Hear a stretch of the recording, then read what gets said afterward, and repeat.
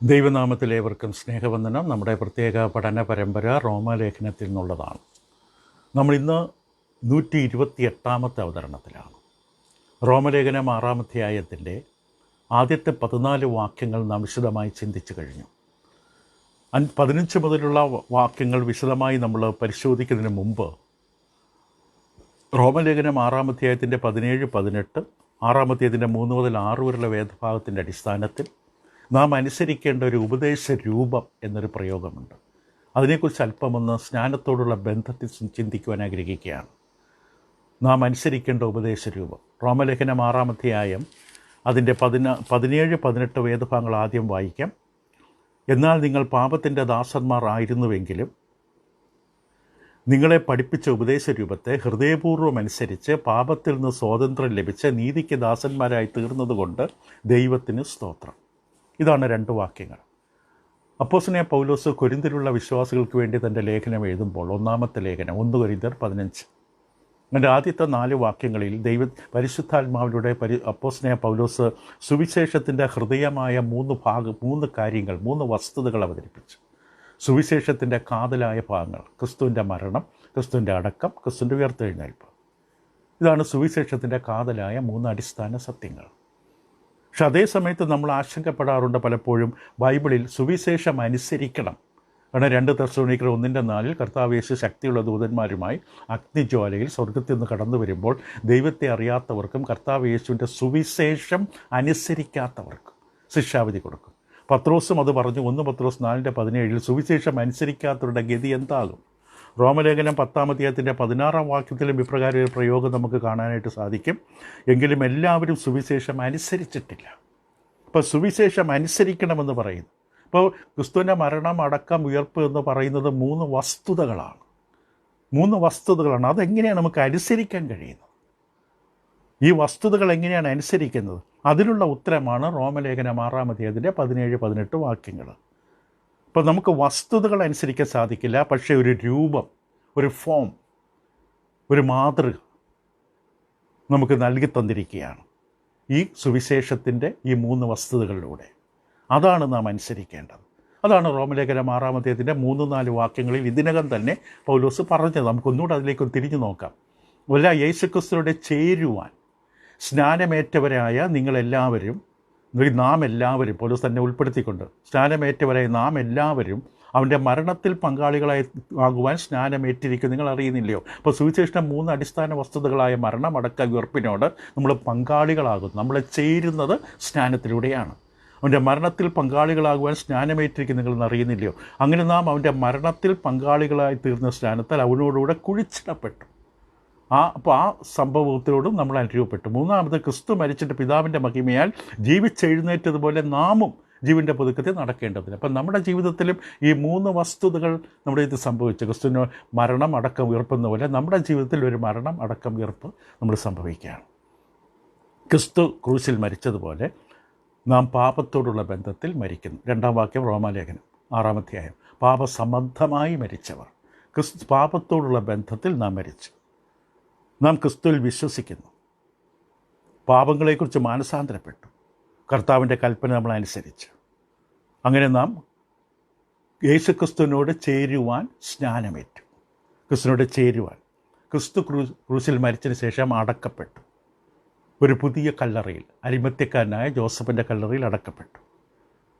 നാമും അതുപോലെ ക്രിസ്തുവിനോട് ചേരുവാൻ സ്നാനമേറ്റവരായ നാമും അവൻ്റെ മരണത്തിൽ പങ്കാളികളായി തീർന്ന നാമും അവനോടുകൂടെ സ്നാനത്തിൽ അവനോടുകൂടെ കുഴിച്ചിടപ്പെട്ടു. അത് വെള്ളമാകുന്ന കല്ലറയിൽ നാം മുങ്ങുമ്പോൾ നാമും കുഴിച്ചിടപ്പെടുകയാണ്. യേശുവിനോടൊപ്പം മരിച്ചു, യേശുവിനോടൊപ്പം കുഴിച്ചിടപ്പെട്ടു. ഒരു വ്യക്തിയെ കുഴിച്ചിടുക എന്ന് പറഞ്ഞാൽ, ഉദാഹരണത്തിന് കുറച്ച് കയ്യിൽ കുറച്ച് മണ്ണെടുത്ത് ആ ശവപ്പെട്ടിയുടെ പുറത്തിടുന്നതിനല്ല കുഴിച്ചിടുക എന്ന് പറയും. അതേപോലെ നാം കുഴിച്ചിടപ്പെടുക എന്ന് പറഞ്ഞാൽ കുറച്ച് വെള്ളം നമ്മുടെ തലയിൽ തളിക്കുന്നതല്ല നമ്മുടെ സംസ്കരണം, കുഴിച്ചിടുക എന്ന് പറയുന്നത്. ദൈവവചനപ്രകാരം സ്നാനമെന്നുള്ളത് വെള്ളത്തിൽ പൂർണ്ണമായ നിമഞ്ജനമാണ്. കർത്താവ് യേശു കല്ലറയിൽ എന്നേക്കുമായി അവിടെ അവശേഷിച്ചില്ല. 3-ാം നാൾ മുൻകൂട്ടി പറഞ്ഞ പോലെ എഴുന്നേറ്റ് വന്നു.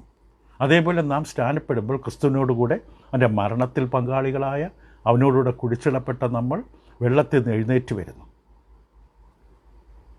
വെള്ളത്തിൽ നിന്ന് എഴുന്നേറ്റ് വരും. ജീവൻ്റെ പുതുക്കം, പുനരുത്ഥാനത്തിൻ്റെ അനുഭവത്തിലേക്ക്. ഒരു സുവിശേഷൻ ഇപ്രകാരം പറയട്ടെ, എല്ലാ തവണയും ഒരു വ്യക്തി സ്നാനപ്പെടുമ്പോൾ ആ വെള്ളം തെറിച്ച് വീഴുന്ന സമയത്ത് ഞാൻ മനസ്സുകൊണ്ട് ചിന്തിക്കുന്നത് കല്ലറയിൽ നിന്ന് ആ കല്ല് ഉരുണ്ട് നീങ്ങിയ അവസ്ഥയെക്കുറിച്ചാണ്. നാമും ജീവൻ്റെ പുതുക്കത്തിൽ നടക്കേണ്ടത് എഴുന്നേറ്റ് വരികയാണ്. അപ്പോൾ ജീവൻ്റെ പുതുക്കം നമ്മുടെ ജീവിതത്തിൽ സംഭവിക്കുന്നത് സ്നാനപ്പെട്ടതിന് ശേഷമാണ്, സ്നാനത്തിന് മുമ്പല്ല.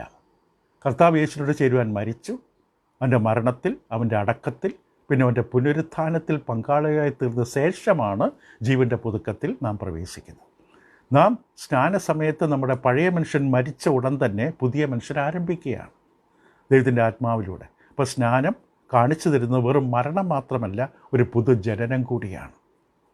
ഇപ്പോൾ നാം മറ്റുള്ളവരെ സ്നാനപ്പെടുത്താനുള്ള കൃപ കിട്ടിയാൽ തീർച്ചയായും നാം മറ്റുള്ളവരോട് പറയണം, സ്നാനപ്പെടുന്ന സമയത്ത് ഞാൻ മകനെ, മകളെ, ഞാൻ നിന്നെ വെള്ളത്തിൻ്റെ അടിയിലേക്ക് ഞാൻ കൊണ്ടുപോകുമ്പോൾ കർത്താവ് യേശു എപ്രകാരമാണോ കല്ലറയിൽ അടക്കപ്പെട്ടത് അതുപോലെയാണ് ഞാൻ നിന്നെ വെള്ളത്തിൽ അടക്കുന്നത്.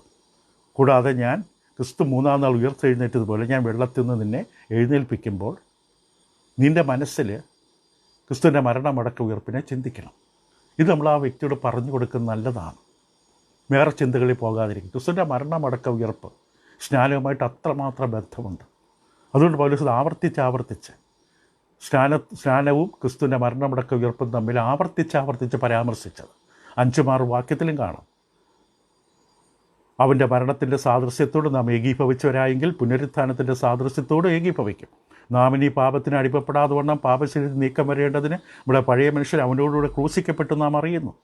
അപ്പോൾ 5-ാം വാക്യത്തിൽ പൗലോസ് വ്യക്തമായിട്ട് പറഞ്ഞു, നാം അവനോടുകൂടെ നാമും ജീവൻ്റെ പുതു നടക്കേണ്ടതിന് തന്നെ അവൻ്റെ മരണത്തിൻ്റെ സാദൃശ്യത്തോട് നാം ഏകീഭവിച്ചവരാണ്. അവൻ്റെ മരണത്തിൻ്റെ സാദൃശ്യത്തോട് ഏകീഭവിച്ച് ഒരുമിച്ച് ചേർത്ത് നട്ടതുപോലെ, കൂട്ടിച്ചേർത്തതുപോലെ അനുവസ്ഥയാണ്. അതായത് അങ്ങനെ ആയിരിക്കുന്നുണ്ട് നാം അവൻ്റെ പുനരുത്ഥാനത്തിൻ്റെ സാദൃശ്യത്തോടും ഏകീഭവിക്കും. അവിടെ പൗലോസ് വ്യക്തമായി 3 കാര്യങ്ങൾ പറഞ്ഞു. പഴയ മനുഷ്യൻ ക്രൂശിക്കപ്പെട്ടു, പാപശരീരം നീക്കം വന്നു, അങ്ങനെ പാപത്തിൽ നിന്ന് മോചനം പ്രാപിച്ചു. വിശദമായി നമ്മൾ പഠിച്ച കാര്യങ്ങളാണ്. അപ്പോൾ ദൈവം നമ്മിൽ നമുക്ക് വേണ്ടി ചെയ്യുന്ന അത്ഭുതകരമായ കാര്യം എത്ര വിസ്മയകരമാണ്. പക്ഷെ ഇവിടെ വേറൊരു കാര്യം ശ്രദ്ധിക്കണം. 17-18 വാക്യത്തിൻ്റെ പശ്ചാത്തലത്തിൽ ഈ ഉപദേശരൂപം, ക്രിസ്തുവിൻ്റെ മരണമടക്കം ഉയർപ്പിനോട് നമ്മെ അനുരൂപമാക്കുന്ന സുവിശേഷത്തിൻ്റെ വസ്തുക്കളെ അനുസരിക്കുന്ന ഈ ഉപദേശരൂപം നാം വെറും ബാഹ്യമായിട്ട് അനുസരിച്ചാൽ മാത്രം പോരാ, അതിലൂടെ കടന്നുപോയാൽ മാത്രം പോരാ. 17-ാം വാക്യം വ്യക്തമായി പറയുന്നു, നിങ്ങളെ പഠിപ്പിച്ച ഉപദേശരൂപത്തെ ഹൃദയപൂർവ്വം അനുസരിക്കണം. നാം ഈ ശുശ്രൂഷയിൽ പ്രവേശിക്കുമ്പോൾ സ്നാനപ്പെടുന്ന വ്യക്തിയുടെ ഹൃദയം പൂർണ്ണമായും ഈ വസ്തുതകളോട് ചേർന്ന് നിൽക്കണം. അത് വളരെ പ്രധാനമാണ്. ഇംഗ്ലീഷിൽ കമ്മിറ്റഡ് എന്ന വാക്കോടെ കാണാം. ഈ ഉപദേശരൂപത്തെ അനുസരിച്ച്, ആ ഉപദേശരൂപത്തിൽ ഈ സ്നാനപ്പെടുന്ന വ്യക്തി തന്നെ സമർപ്പിക്കണം. തൻ്റെ ഹൃദയത്തിൻ്റെ പൂർണ്ണ പങ്കാളിത്തം ഉണ്ടായിരിക്കണം. താൻ പൂർണ്ണമായ ഹൃദയം കൊണ്ട് വിശ്വസിക്കണം കർത്താവ് യേശു ക്രിസ്തുവിലും കർത്താവ് യേശുവിൻ്റെ ഈ ശുശ്രൂഷയിലും മരണമടക്ക ഉയർപ്പിലും. അങ്ങനെ തന്നെ പൂർണ്ണമായിട്ട് പരമേൽപ്പിക്കപ്പെട്ട വ്യക്തിയാണ് സ്നാനപ്പെടുക. അല്ലെങ്കിൽ വെറുതെ ഒരു പ്രയോജനമില്ല, ശരീരം നനയാമെന്നല്ലാതെ ശരിക്കുള്ള സ്നാനം സംഭവിക്കില്ല. അപ്പോൾ നമ്മുടെ അനുസരണം ഹൃദയത്തിൽ നിന്നാണെങ്കിൽ പൗലോസ് പറഞ്ഞതുപോലെ നമ്മുടെ വ്യക്തമായിട്ട് എന്ത് സംഭവിക്കും? സ്വാതന്ത്ര്യം ലഭിക്കും. പാപത്തിൽ നിന്ന് സ്വാതന്ത്ര്യം ലഭിക്കും, പാപമോചനം പ്രാപിക്കും. വ്യക്തമായിട്ട് 17-18 വാക്യങ്ങളിൽ പറഞ്ഞു. അപ്പോൾ വീണ്ടും ആ ബന്ധം ഒന്ന് ചിന്തിച്ച് നോക്കാം. സ്നാനവും ക്രിസ്തുവിൻ്റെ മരണമടക്ക ഉയർപ്പും. സ്നാനത്തിന് യാതൊരു അർത്ഥവുമില്ല ക്രിസ്തുവിൻ്റെ ഈ 3 ശുശ്രൂഷകളില്ലെങ്കിൽ. ക്രിസ്തുവിൻ്റെ മരണം അടക്കം ഉയർപ്പുമായി വേർപെടുത്തിയാൽ സ്നാനത്തിന് യാതൊരു ഗുണവുമില്ല. ഒരു നിമിഷം ചിന്തിക്കുക. നിങ്ങളൊരു സ്ഥലത്ത് നിൽക്കുകയാണ്. നിങ്ങൾ ഇന്ന് വരെ സ്നാനം എന്താണെന്ന് കേട്ടിട്ടില്ല, സ്നാനത്തെക്കുറിച്ച് അറിയാനും പാടില്ല. നിങ്ങളുടെ കൺമുമ്പിൽ 2 പേർ നിങ്ങളുടെ മുമ്പിലുള്ള പുഴയിലേക്ക് നടന്നു പോവുകയാണ്. പുഴയിലേക്ക് നടന്നു പോയിട്ട് ഒരു വ്യക്തി മറ്റൊരാളെ വെള്ളത്തിലേക്ക് മുക്കുന്നത് കണ്ടു. നിങ്ങളെ സംബന്ധിച്ചത് അർത്ഥശൂന്യമായ ഒരു പ്രവൃത്തിയാണ്. എന്താണ് ഇയാൾ ചെയ്തത്? ഒരു മനുഷ്യനെ പിടിച്ച് വെള്ളത്തിൽ മുക്കി. നേരെ മറിച്ച് കർത്താവ് യേശുക്രിസ്തുവിൻ്റെ മരണമടക്കം ഉയർപ്പെന്ന വിഷയത്തെക്കുറിച്ച്, ആ വിഷയവും സ്നാനവും തമ്മിലുള്ള ബന്ധത്തെക്കുറിച്ച് അറിവുണ്ടെങ്കിൽ നിങ്ങൾ ഉടൻ തന്നെ പറയും, ഒരു മനുഷ്യത ഒരാളെ സ്നാനപ്പെടുത്തും. ഈ സ്നാനമെന്ന ശുശ്രൂഷയ്ക്ക് അർത്ഥവും മൂല്യവും പ്രാധാന്യവും ലഭിക്കുന്നത് ക്രിസ്തുവിൻ്റെ മരണം അടക്കം ഉയർപ്പിലൂടെയാണ്.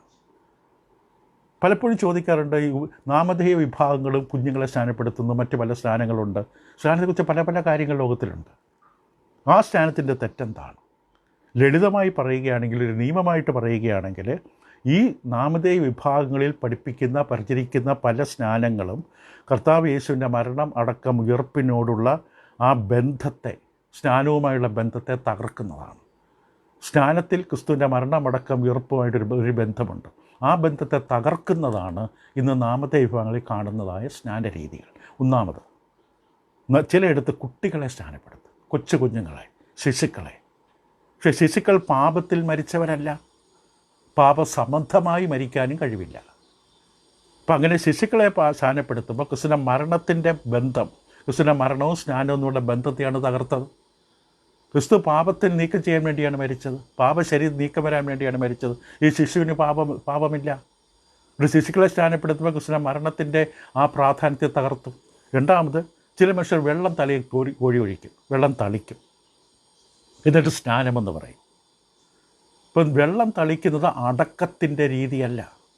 ഇപ്പം ശവപ്പെട്ടിയുടെ പുറത്ത് മണ്ണ് വിതറുന്നത് പോലെയുള്ളൂ. തലയിൽ വെള്ളം തളിച്ചാൽ അത് അടക്കമല്ല, അടക്കത്തിൻ്റെ സാദൃശ്യമല്ല. അപ്പോൾ അത് ക്രിസ്തുവിൻ്റെ അടക്കത്തെ തകർക്കുകയാണ്. ക്രിസ്തുവിൻ്റെ അടക്കവും സ്നാനവും തമ്മിലുള്ള ബന്ധത്തെ ഇല്ലാതാക്കുകയാണ്. മൂന്നാമത്, ചില മനുഷ്യർ ആദ്യം രക്ഷിക്കപ്പെട്ട് പിന്നെ സമയം സൗകര്യം പോലെ സ്നാനപ്പെടുത്തും. ഇപ്പോൾ സ്നാനം പിന്നീടാണ് വരുന്നത്, രക്ഷിക്കപ്പെട്ടതിന് ശേഷം സ്നാനം.